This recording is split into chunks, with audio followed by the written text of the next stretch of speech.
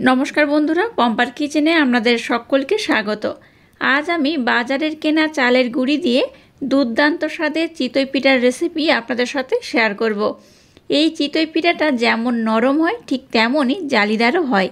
শীতের সময় গুড় দিয়ে এই চিতই পিঠা খাওয়ার মজাটাই আলাদা। তাহলে চলুন দেরি না করে আজকের এই অপূর্ব স্বাদের চিতই পিঠার রেসিপিটা দেখে নেওয়া যাক। আজকের এই চিতই পিঠাটা বানানোর জন্য এখানে দেখুন প্রথমে নিয়ে নেব এই বাটি মাপ করে 1.5 বাটি কেনা চালের গুঁড়ি। তো কেনা আতপ চালের গুঁড়ি এখানে আমি ব্যবহার করছি।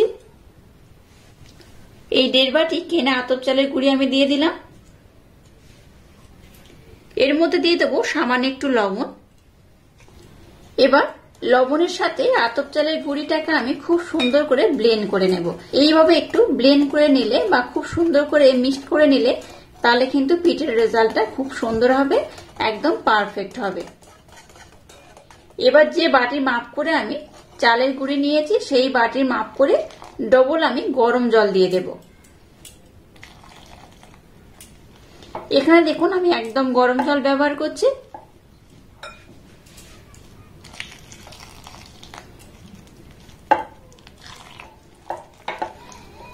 যতটা আমি আতপ চালের গুঁড়ি ব্যবহার করেছি তার ডবল কিন্তু এখানে আমি জল ব্যবহার করেছি। আরো এক বাটি আমি জল নিয়ে নিয়েছি।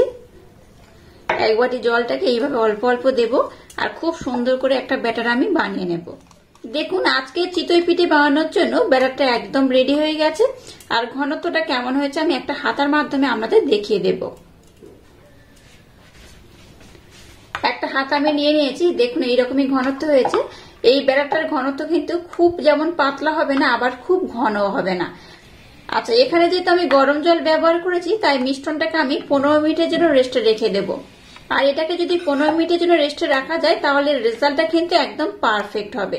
তো যাক 15 মিনিট পর আমি আবার ফিরে আসছি আর এটাকে আমি 15 মিনিটের জন্য রেস্টে রেখে দেব। দেখুন মিশ্রণটাকে আমি 15 মিনিটের জন্য রেস্টে রেখে দিয়েছিলাম। 15 মিনিট পর আমি আপনাদের দেখাচ্ছি, দেখুন ঘনত্বটা কেমন হয়েছে। ঘনত্বটা কিন্তু এইরকমই ঘন হয়েছে, খুব যেমন পাতলা নয় আবার খুব কিন্তু ঘনও নয়।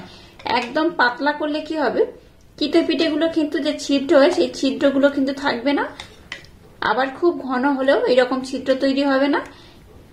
ব্যাটারটার ঘনত্ব এইরকম হলে একদম পারফেক্ট হবে। চলুন এবার এই পিঠেগুলোকে বানিয়ে নেব।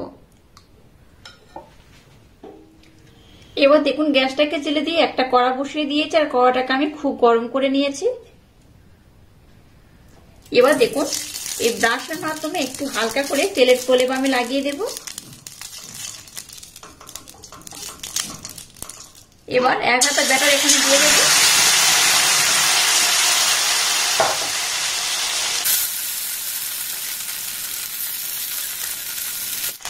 এবার গ্যাসের ফ্লেমটাকে মিডিয়াম দিয়ে এটাকে ঢাকা দিয়ে আমি খুব সুন্দর করে বানিয়ে নেব।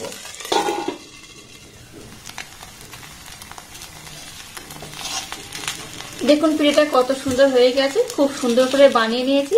আর কতটা ছিদ্র হয়েছে দেখে বুঝতেই পারছেন। এই দেখুন এইভাবে কিন্তু আমি সবগুলোকে বানিয়ে নেব। এটাকে উঠিয়ে নেব। আবার একটু তেলের প্রলেপ লাগিয়ে দেব। এক হাতা ব্যাটার আবারও দিয়ে দেব।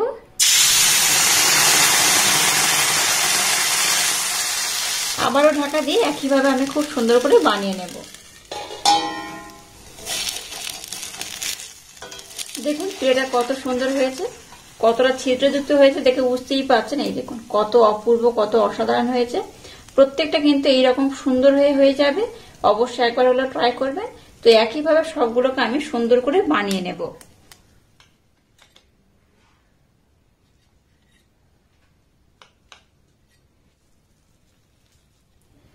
দেখুন আজকে এই চিতই পিঠেগুলোকে একদম রেডি করে নিয়েছি আর কত সুন্দর দেখতে হয়েছে। দেখুন কতটা জালিদার হয়েছে দেখে বুঝতেই পারছেন। আমি যেভাবে বানিয়েছি আমার মতো একবার হলো ট্রাই করবেন। প্রত্যেকটা চিতই পিঠে কিন্তু খুব সুন্দরভাবে হয়ে যাবে। আর প্রত্যেকটা কিন্তু এরকম সুন্দরভাবে দেখুন কতগুলো ছিদ্র হয়েছে দেখে বুঝতেই পারছেন। অবশ্যই একবার হলো আমার মতো ট্রাই করবেন। আশা করছি আপনাদের ভীষণ ভালো লাগবে। আর এটা কতটা তুলতুলে নরম হয়েছে এই দেখুন। আমি একদম মুড়ে দেখাচ্ছি, এই দেখুন কতটা সুন্দর হয়েছে। একবার হলো আমার মতো ট্রাই করবেন। আশা করছি আপনাদের ভীষণ ভালো লাগবে। একটা দেখুন কেটে আমি দেখাচ্ছি ভিতরটা কতটা নরম, কতটা তুলতুলে হয়েছে।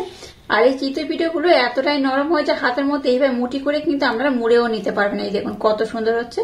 এই দেখুন আমি কেটে দেখাচ্ছি, ভিতরটা কত অপূর্ব, কত অসাধারণ। এই চিতই পিঠেগুলোকে আপনারা কিন্তু গুড়ের সাথে সার্ভ করবেন। তো এখন তো শীতের সময়, মানে বুঝতেই পারছেন নানা ধরনের গুড়ের এখন সমাহার। তো গুড়ের সাথে এই পিঠেগুলো কিন্তু খেতে দারুণ লাগে। একবার না বানিয়ে খেলে আপনারা বিশ্বাস করতে পারবেন এটা কতটা অপূর্ব হয়। আর আজকের এই একদম সহজ পদ্ধতিতে চিতই পিঠের রেসিপিটা যদি আপনাদের ভালো লাগে তাহলে চ্যানেলটাকে লাইক, শেয়ার, কমেন্ট এবং সাবস্ক্রাইব করবেন। আর পাশে থাকা বেল আইকনটা প্রেস করে দেবেন। তাহলে টাটা, আবার দেখা হচ্ছে নতুন কোনো রেসিপি নিয়ে।